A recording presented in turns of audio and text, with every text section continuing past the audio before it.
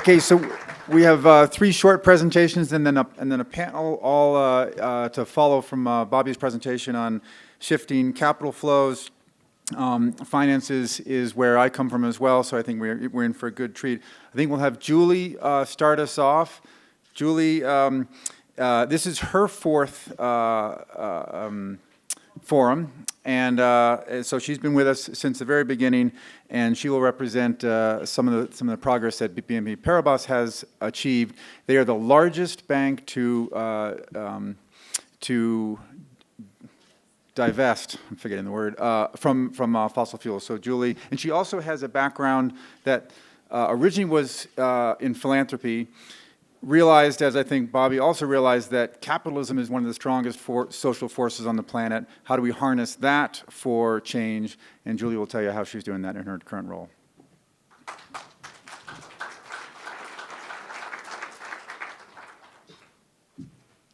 Hi. I'm really screwed coming after Bobby, so I'm going to keep this really short. And I'm standing in between you and an exemplary panel. And really the truth is that I'm preaching to the choir with all of you. But I'm here mainly because I want to honor BNP Paribas Bank of the West as being a stable sponsor of this event. I'm glad that they approved my budget because, as most of you know, that's not so easy to get money from a financial institution to support a group that's talking about sustainability. So I'd be remiss really to not talk to you a little bit about what BNP Bank of the West is doing and talk to you a little bit about who I am, what I do, and why I do it. This whole space is important to me personally. I was a single mom for many years, raising 3 kids on my own and borrowing money from friends to feed them.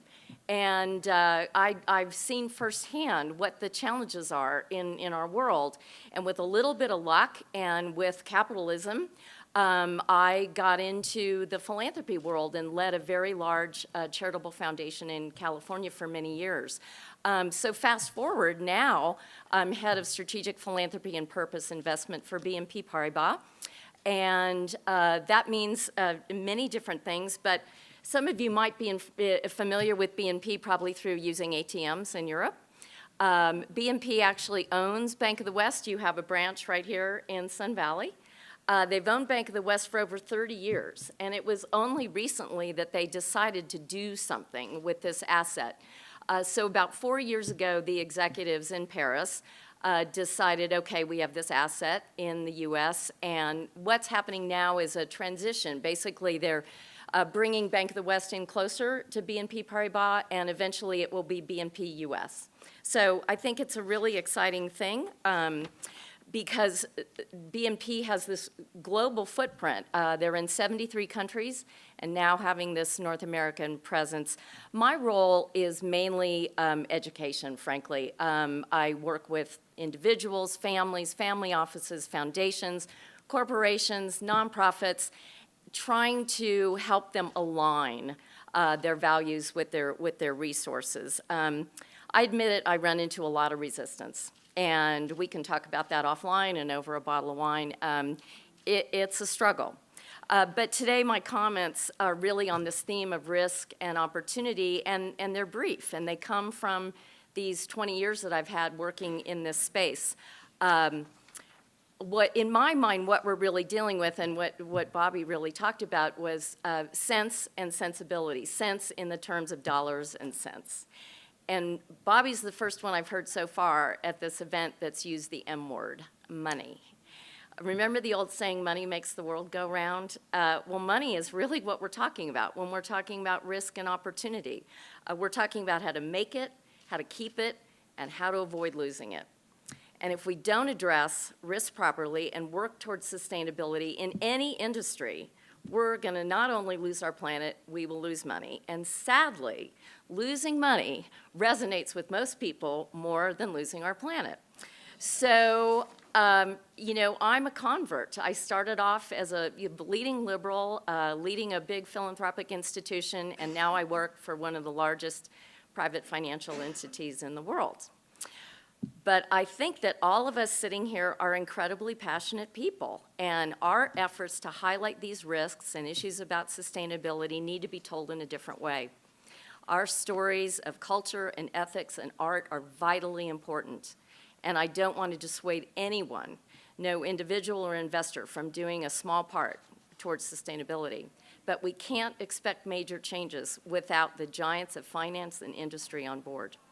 So to that end, I'm going to tell you about something good that actually happened last year in November of 2017, and I bet most of you missed it. On November 24th, BNP Paribas announced that it would divest from all oil and gas and shale and oil from tar sands, as well as financing and investment of tobacco companies. This decision was declared the most innovative and far-reaching of any bank to date by Share Action in its report on the banking sector's response to climate-related risk and low-carbon transition. This is pretty remarkable. BNP is one of the largest private banks in the world. It has over 2 trillion euros assets under management, and as I said, in 73 countries. And it's willing to shut off a spigot of trillions of dollars in revenue. A lot of people have asked me, why in the world would a bank do such a thing? And the answer is simple. It's about making money, and it's about avoiding losing money.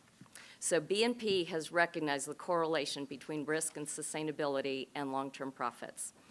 Just a couple of other good news examples I'll share with you. BNP has also pledged to double its financing of renewable energies by 2020, and at the end of 2017, BNP allocated 155 billion euros towards financing projects which contribute directly to the achievement of the UN SDGs. So it's no surprise that just this past June, Euromoney named BNP as the world's best bank for sustainable finance. And a few weeks ago, Morgan Stanley released a really great paper reporting on trends, motivations, challenges, implementation approaches for sustainable investing. I really urge you to Google that and read it. It's great, approachable. You know, and the theme is the same, and we've been hearing this for a while. This space is going to take off. This space is going to take off. I really do believe this now, and if it does, and if profits are attached, we're really talking about sense and sensibility. So thank you all very much for being here, and I hope to see you again next year.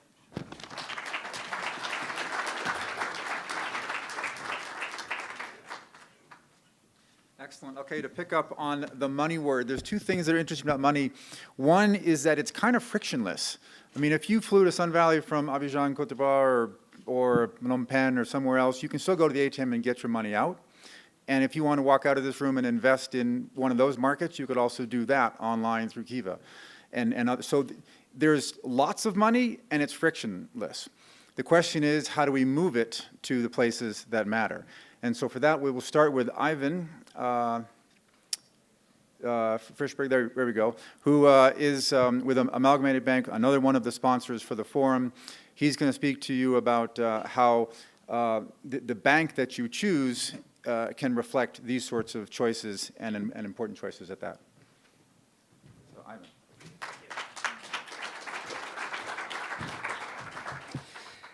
Thank you, Amy, and everybody at the Institute for creating this event and this opportunity. I really want to spend my time talking about what Julie was just, it's a very important announcement. And what I want to talk about is why it's so important and how I hope you will all come bank with Amalgamated Bank or BNP or a local community bank that's really driving economic development in your community.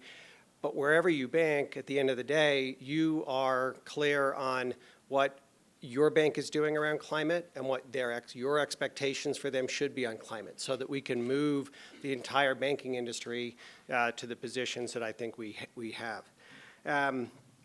My background is as a campaigner. That's how I first met Amy, is in the world of policy and advocacy.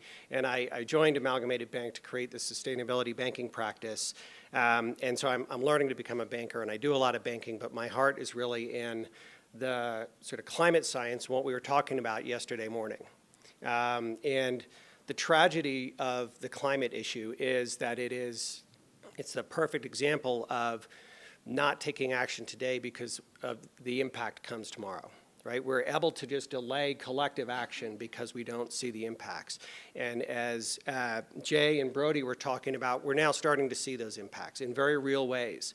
And so it's not about the polar bear now, it's about weather, right? So that is starting to happen. But the challenge is still there because we know that what we're seeing today is really not what we have to be responding to. The fires that we saw yesterday, you know, they reflect just over 1 degree of warming, right? And we know where we're headed. 3 years ago, or 3 years ago now, the Paris Climate Agreement. A lot of work was done to set the goal, not at 2 degrees, but to say we need to keep it to 1.5 degrees.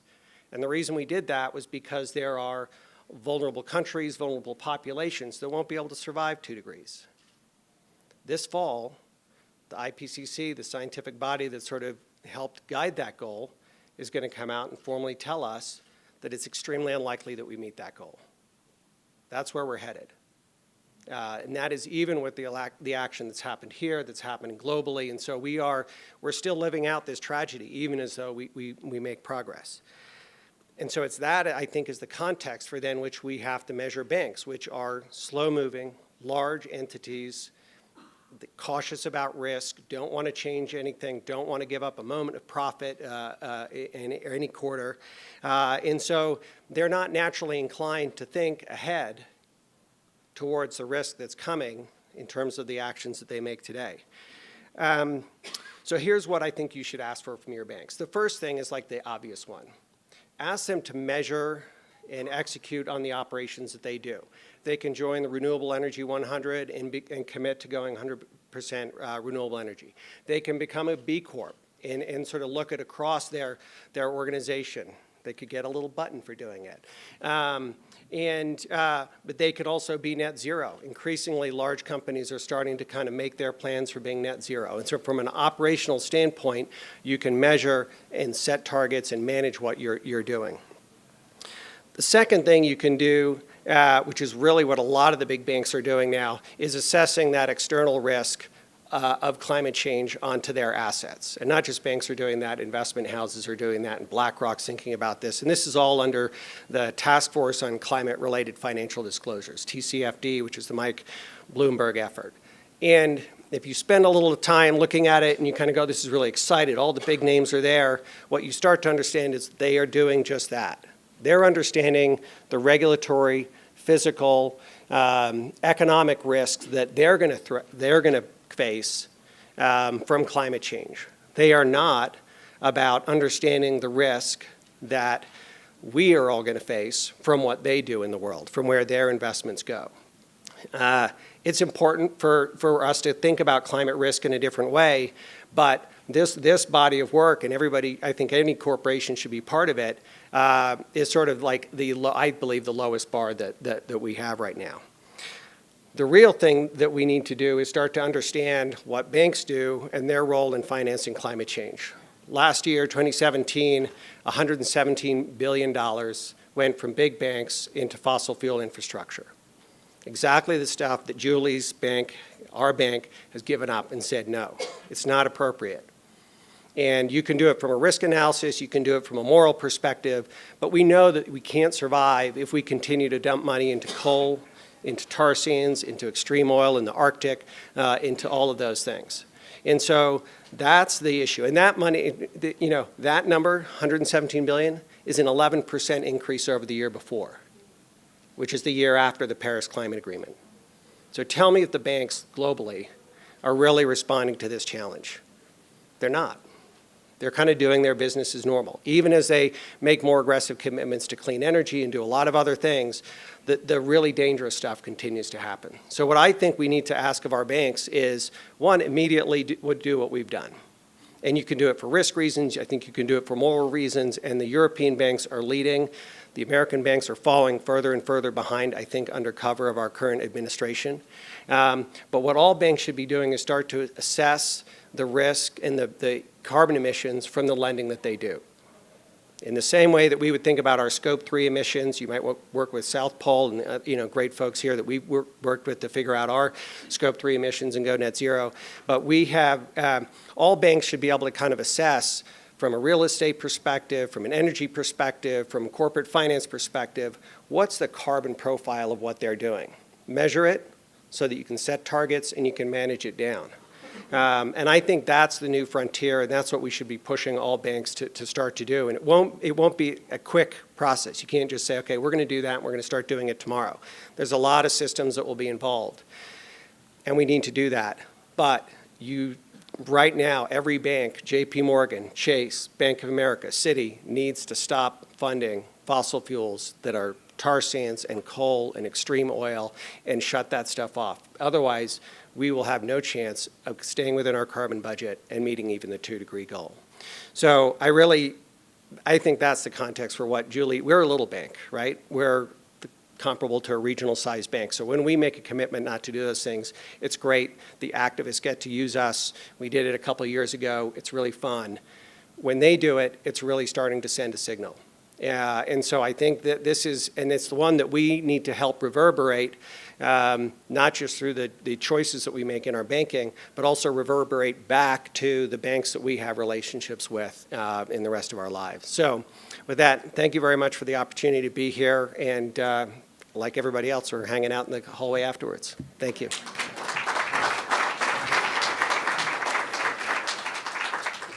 So thank you very much, Ivan. There are both leaders and there are laggards, and it's important to keep your eye on both. Kristin Hull is going to join us now.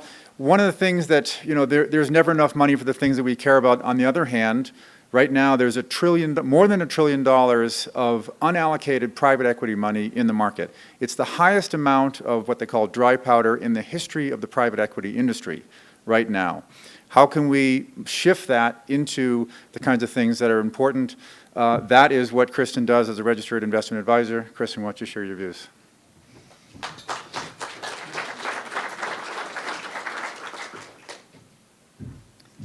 Hello, good afternoon, everybody. I think it's afternoon by now. I think I have a clicker. Oh, good. Okay. So I'm actually going to talk to you about publicly traded companies today. We do a lot in the private sector, and some of what we've heard earlier today is about what our large corporations are doing, and so how can we be in those that are really working on the resilient solutions that we're here to talk about. And so just to back up, I am an educator and an activist, and I find that the most leverage I can have with my efforts is by being one of the very few female portfolio managers. I'm also the author of the Money Doula blog, and we write about things that are pertinent to empowering you with your financial choices, particularly about building the resilient communities that we're here to talk about today. One of the main focus themes of the conference is perfect for my work, which is turning risk into opportunity. And at NIA, which means intention and purpose, we are doing money with intention and purpose purposely to find the solutions to our greatest risks. And so we're going to tell a little bit of stories, I guess each one of us, through the banking, through investing in publicly traded companies, and then also through your local banks. We know that everybody in this room is part of the solution. We also know that each one of us has to do a lot to be part of that. From governments, we've heard about that yesterday, nonprofits, philanthropy earlier today, from consumers, and then the point of this panel session today is about our investors. So to achieve the Sustainable Development Goals and to build the resilient communities that we all want, it's going to take us actually connecting the dots between our actions, our goals, and our investments. And so we heard a lot about strategies yesterday. Some of them I loved. Recycling. We got to do more than recycling. Changing our light bulbs. We can do that too. Crossing our fingers and maybe hoping that Silicon Valley is going to come up with some answers. The room, as we know, we're full of people that are really caring. We're here because we want resilient communities. We use our time, our talent, and our treasure to address the social and environmental issues that we all care about. Similarly, in my hometown of Oakland, California, there's lots of activists. And in my community, just as an example of some of the things we're doing, quite a few of us were participating in Standing Rock. Whether it was donating sleeping bags, packing up care packages of food, sending money to legal defense funds, or going there and actually standing on the front lines with police, government, and those large corporations that were building that pipeline. What was sad to me and frustrating as a portfolio manager is that many of my friends and colleagues have their money in one of the 17 banks that is funding that pipeline. So to see the care, the effort, and then to have our money detracting from, and actually in this case causing the very issue that we're trying to fight against, just doesn't make sense. So we are going to have to get smarter, and it's going to mean just opening up those envelopes, finding out what are those investments, and then moving them in alignment with our values. I'm going to move here. So this is something I use with clients, and we literally do lots of painting and hands-on work because it can bring us into what we're doing. And so if we're talking about resilient communities, it might mean the Amazon, where we need biodiversity. It might mean Sun Valley, Idaho, where we're looking at job creation as well as the clean tech economy. Putting that right in the center, and then just looking through investments to say, do they match up in the center? Are they actually doing this? Are they somewhat neutral, or are they actually detracting from where I want to be in the world? And can we move all of us closer to our bullseye?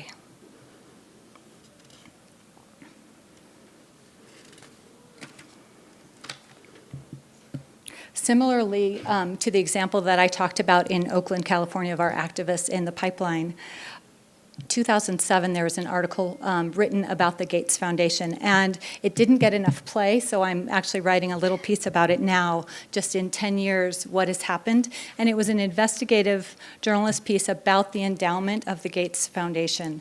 And sadly, what it reported was that just like looking at this bullseye, not only were their investments not helping with their goals and their mission, they weren't neutral. Some of them were actually causing the very issues that they were trying to eradicate. And in this case, it was a girls' school in Africa. Many of them had respiratory problems, some asthma, different things that were preventing them from utilizing the schools that they had set up. And it turns out that the refinery in that same town was owned by the Gates Foundation.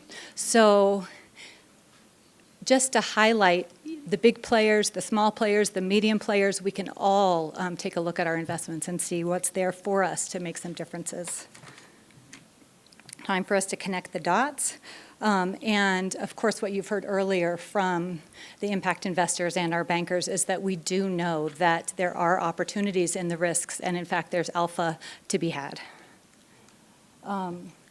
This is a little bit of my background. I'm going to skip over some of this just for sake of time, but I did get my start in the pits, and I'll tell you it's the pits. And how many women do you see in this picture? That's where I had to spend my summers growing up. That was part of our family company, and that was part of growing up at Hull Trading. I learned a lot of things there, and I learned about how markets worked and how we could harness them for financial gain. And I think what this room is about is how to also harness those financial markets for the good and the solutions and the things that we need for this world. So rather than high-frequency trading, at NIA we invest in intention and purpose into the solutions that we need for people and planet. And as Ivan talked about, those companies that are harnessing the power of business for good can get certified as a B Corp.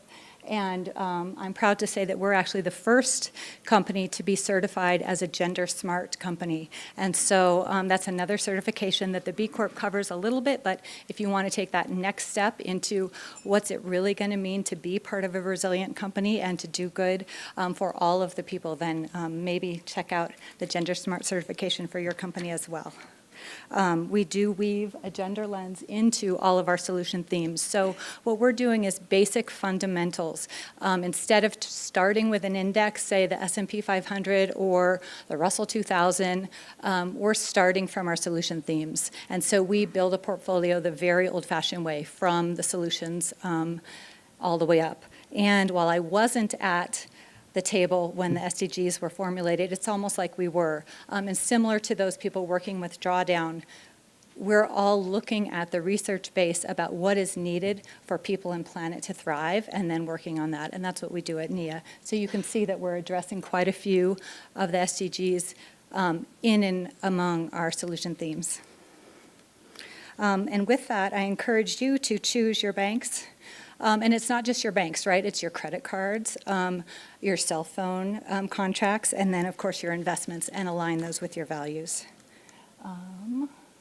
Here's a few examples from our portfolio. Again, publicly traded, how can we harness our largest corporations for doing the awesome work that we need to see and have it scale in the world?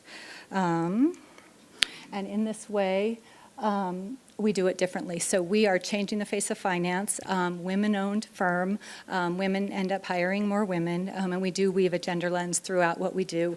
And in here, you see some of our interns in our Change the Face of Finance program.